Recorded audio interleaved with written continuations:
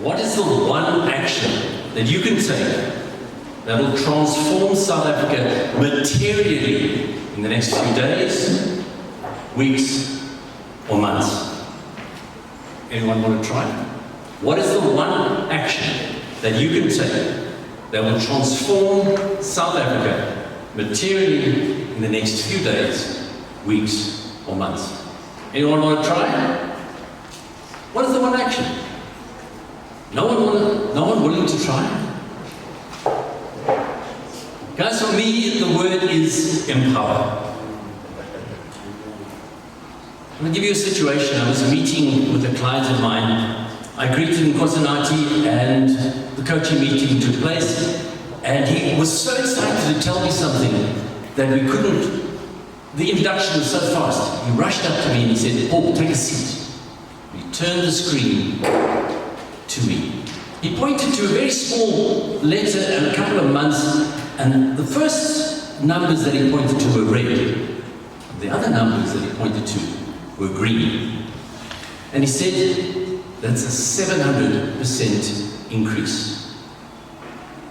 And I said, "Yes, tell me a little bit more." And he went on. He's got a team of 3,000 people, 4 managers, and he was able to push up his profitability by 700%. And he pointed to me. He said, "It's you."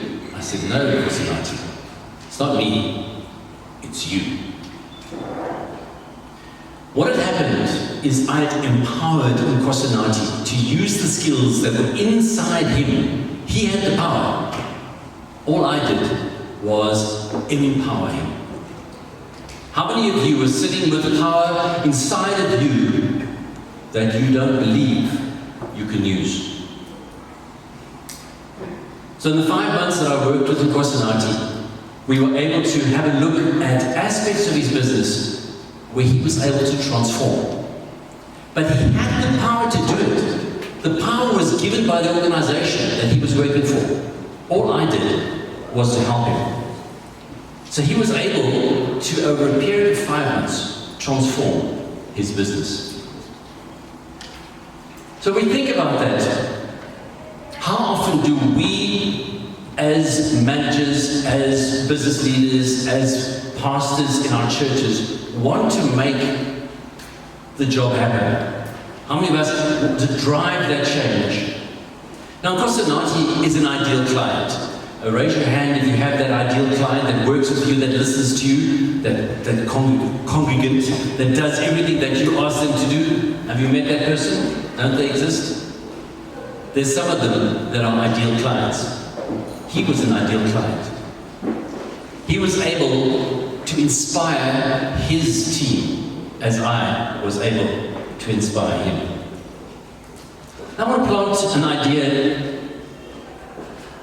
Is God not our coach? Is God your coach? So what is God doing? Is He telling us exactly what to do? Has God not given us the power already? But we are refusing to use it. Sometimes we're not refusing, we just don't use it. Why?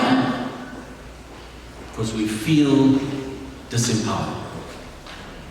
Anyone feeling disempowered this morning? If you look at the South African context, we feel disempowered. So if you look at the word empower, M is French to give, and power is direction, speed, and in the South African context, if you're lucky, electricity. We've been fortunate to have 5 months, so that means that the power is working. But when we empower someone, we give them the power. We unlock the power. They've got the power. We give them almost permission to use that power. Would you agree? We have the power, but we don't give ourselves the permission to use that power. So Paul in his letter to the Ephesians in chapter 6 verse 12 says, "For our struggle is not against flesh and blood, but against the rulers, against the authorities, against the powers of this dark world, and against the spiritual forces of evil in the heavenly realms." The powers of the dark are what I call the seed of doubt. Do you have that seed of doubt? That one thing that says, I'm not good enough. I can't do this. I'm not giving away power to someone else when I'm empowering them. They've got the power. I've got the power. We have the power. God gives us the power. But we don't allow ourselves to use that power. Let's take two examples. Let's take a teacher. How many teachers in the room? Are there any teachers? We're in a school. One. Great. Number of teachers I talk to want to change the education system. Do you want to change the education system? There are a lot of changes that you want to bring in, new things. Guys, we're sitting with an education system that needs a big overhaul. Can he change the education system on his own? If he empowers his learners, if he talks to other teachers, if he gets them empowered, they've got the power already, if he inspires them to work together, do you think they can influence the headmaster? Can they influence the headmaster? What can those headmasters do together? Can they influence the person who's looking after that region or that area of schools? What happens if those people are empowered? Do they impact policy? Do they talk to the Minister of Education? Can they have a direct connection to change the education system? Through one action. The one teacher in the room speaks to another teacher. He empowers that teacher. That teacher empowers someone else. He's still got his power. The minister still has her power. But we are impacting each other. Another example I want to use is when we look at a ward councillor. Any ward councillors in the room? People working with your constituents? The same thing. If the constituents empower the people in the room to use the power that they have to change things, what's going to happen? Those people will be able to use the power that God has given them to make a change. But to use your power, you have to do something that God has given us a little bit differently. You all believe that God has given us a free will? God's not created us as robots? The Latin word for me or I or self is ego. Anyone know what that ego does? It's quite a dangerous thing, because ego wants to make me more important than you. But I want to take that and I want to turn the ego around. And I want to change the word ego to mean embrace, gratitude, and have an open mind. If you embrace the thought that you have, what you're trying to do, you can look at it differently. If you are gratitude, it doesn't matter whether you don't even have a roof over your head, but you are gratitude, you show gratitude that you are living, that you have some health. You can influence and empower other people. And if you have an open mind to say that we're not going to do the thing the way that we always did it, we can change. I have to say it's less about me and more about God. So when we do that, we can start to make a difference. I want to give you an example. Imagine a pool of water, still water. You walk up to the pool, you pick up a stone. You take the stone and you throw it into the middle of that pool. What happens? Ripples start to move out. What do I have control over? The stone. I can choose what stone to pick up. Will I have big ripples if I pick up a little stone? Will I have big ripples if I pick up a big stone? So what is the pebble or the stone that you're picking up? Because when you start doing that, and you throw it into a pond, into a pool, then we start changing things. In my quiet time, God reminds me quite often of the following verse in 2 Chronicles 7. He says, "If my people who are called by my name will humble themselves and pray and seek my face and turn their wicked ways, then I will hear from heaven and forgive their sin and heal their land." Does our land require healing? What can you do? Can you empower others? So when we look at the ego, we've got to say it's less about us. And now we take that stone and we throw it. The waves that are radiating out, they're radiating out. When does that energy run out? When the waves are going out. How often, how long does it take to run out? Depends on the size of the stone. So when you've got a big stone, they will take longer to run out. Do I have control over the waves? Once I've empowered one person, that stone that goes in, it's happened. The seed is planted. But if you doubt yourself to pick up that pebble, if you doubt yourself to pick up that stone, you're not using the power that you have in your hand to throw it into the pond. And how many of us, if we had that stone thrown into the pond, would make a difference in society? And this is, as a coach, I always ask people, how many of you have goals? How many have set goals? No one. Goals are the way of almost projecting where we want to go to, but we've got to take actions. We've got to decide what we want to do. Is this going to be difficult? For sure. However, in James we hear, "Blessed is the one who perseveres under trial, because having stood the test, that person will receive the crown of life the Lord has promised to them who love him." Life is tough for everyone. We've heard this morning people involved in accidents, people involved in fraud, and not because they wanted to, because someone else chose for them. I'm reminded of a big decision that I had to take about 20 years ago, which affected my work situation and my family. For days I went on my knees and I prayed, "God, what is the answer?" Each day I would say, should I take option A or should I take option B? Silence. You've been in that situation. God is quiet. He's not answering you. I go back again. God, clarify what decision I need to take. Frantically, as the time drew near, I reworded my question. I almost shouted to God, should I take option A and go left? Or should I take option B and go right? And God responded with a simple answer. Yes.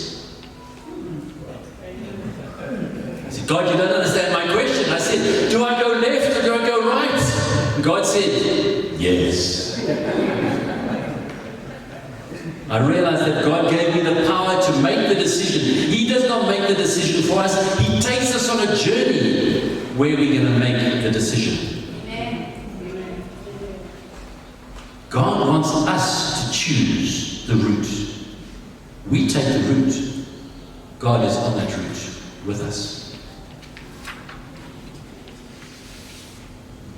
So what route are you on? What journey are you taking? Because if you think about it, empowerment is one of those things that we almost misunderstand. And if you know what empowerment is, you can start to accelerate. So I want you to think about your own situation. When we empower people, we allow people to take ownership. We're not controlling people. How many of you are in a situation where you want to control people? Go left, go right, do this, do that. How's that working for you? How many of you go home exhausted every night? Because you're tired of moving people. You're tired of telling people what to do. But if you empower them, you give them the option to use what they have to move in the right direction, then we make a difference. So when people are empowered, there's an emotional response to what they do. Whether it's performing, competing, empowerment is not a specific action or replication of what needs to be done. Those we empower understand why they're doing it and choose why they're doing it. If you can understand why you are doing something, why you are on this earth, why God has put you in a situation, and you might ask God, why me? Why this time? And He would say, yes. You've got to read, you've got to get the verses, you've got to try and understand. Too many people believe that they do not have control over their own situation, their work situation, their communities, and even the future. They wait like programmed robots for someone to give them the next move. Are you that person? Have you disempowered yourself? How often do we do that? As leaders, we have to say, no, you can control yourself. You have the power to make a decision. And you must. We have to make a decision. We have to decide what we're going to do. Your performance can be improved when you have the perception of control. But if I try to control others, I can't. I can't get the waves to go the way that I want them to go. All I have to do is take that stone and drop it in the pool. As leaders, our role is to help those we have influence over to believe in themselves. God believes in us. He created us. God has given us the power. He empowered us. We disempower ourselves. We look at the world, we look at what people say around us, we allow them to control us. We are not arrogant about empowerment. We are, after all, servant leaders. Remember Chronicles 7, verse 14. If my people who are called by my name will humble themselves and pray and seek my face and turn from their wicked ways, then I will hear from heaven, will forgive their sins and heal their land.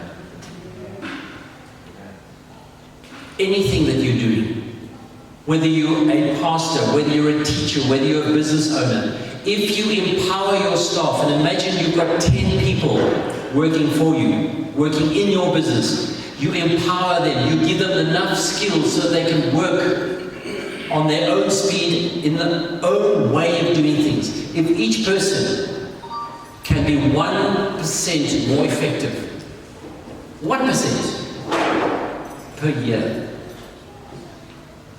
in a straight line, you could probably increase by 10%. 1%.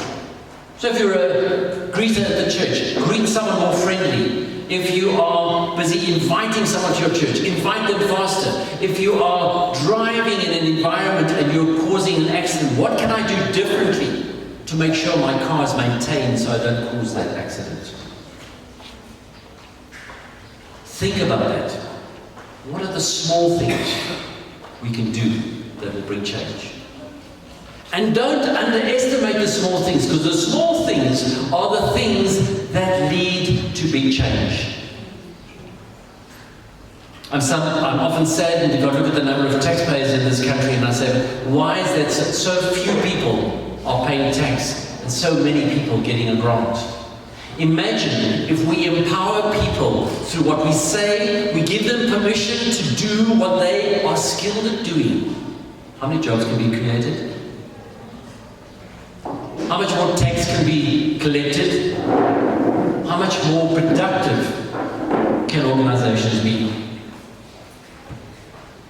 So we need to humbly approach leadership the way we work with people and ourselves.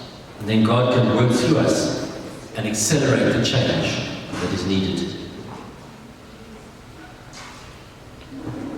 If one coach working with Nkosinathi can empower a single man to leverage and accelerate a 700% growth in one division with 3,000 people, imagine what you could do in your area of influence. I believe every single person is a leader on this earth. Our schooling system, I see the teacher hasn't left the room, sorry, I was getting nervous. How many people feel in their teaching environment that they don't have the power? They can't do what they need to do to change. Imagine what you can do in your areas, no matter how small that is. If each manager, pastor, team leader embraces empowerment and lives the principles each day, lives those principles, what are the consequences? What will happen? How many ripples will radiate from your stone? All you need to do is to choose how big a stone you throw in.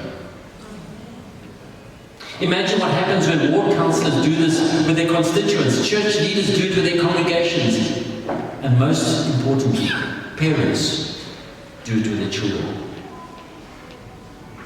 What will change in this beautiful country of ours?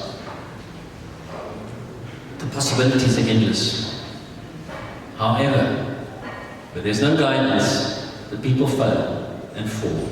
But in abundance of counsellors, there is victory.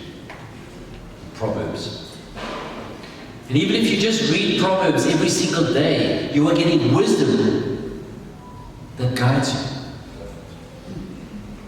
So for a few seconds, consider what will happen when you empower others. What's the impact on progress in this country? When we do this, we empower others for acceleration. Thank you very much.